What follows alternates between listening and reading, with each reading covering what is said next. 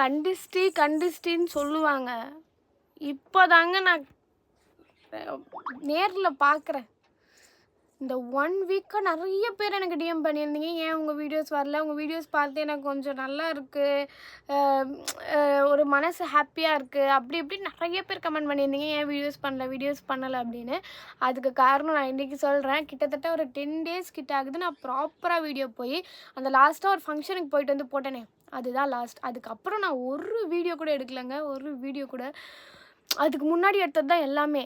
என்னால் வந்து சுத்தமாக முடியல. இந்த அடுத்தவங்களை கண்டு வச்சு என்ன ஆக போகுதுன்னே எனக்கு சத்தியமாக தெரியல.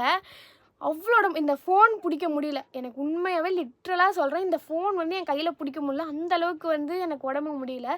மயக்கம் போட்டு விழுந்து என் ஹஸ்பண்டுக்கும் எனக்கும் ஒரு சின்ன ப்ராப்ளம்ஸ்லாம் ஆகி, அவருக்கு உடம்பு சரியில்லாமல் ஆகி, எங்கள் அம்மாவுக்கு உடம்பு சரியில்லாமல் ஆகி, எனக்கு உடம்பு சரியில்லாமல் ஆகி, எனக்கு வந்து இன்னமும் ரெக்கவரே ஆகலை.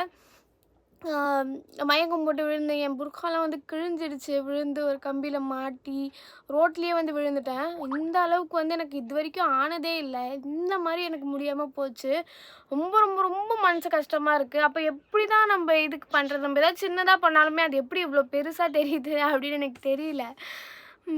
இவ்வளோ பா முடியல. இன்னமும் எனக்கு ஃபுல்லாக ரெக்கவர் ஆகலை. நிறைய பேர் எனக்கு டிஎம் பண்ணிங்க, நிறைய கொலாபரேஷன் பண்ணியிருக்கீங்க.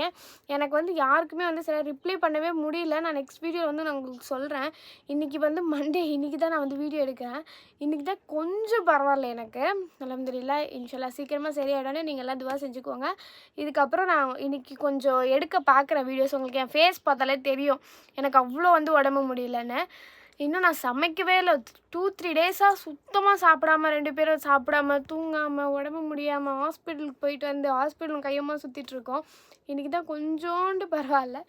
சரி, இன்றைக்கிலேருந்து எதாவது சமைக்கணும். பாத்திரம்லாம் பார்த்தீங்கனாலே அவ்வளோதான். அதெல்லாம் வீடு எல்லாமே ரொம்ப ரொம்ப குப்பையாக இருக்குது. வாமிட் வருது நான் ரொம்ப பேசினாலே.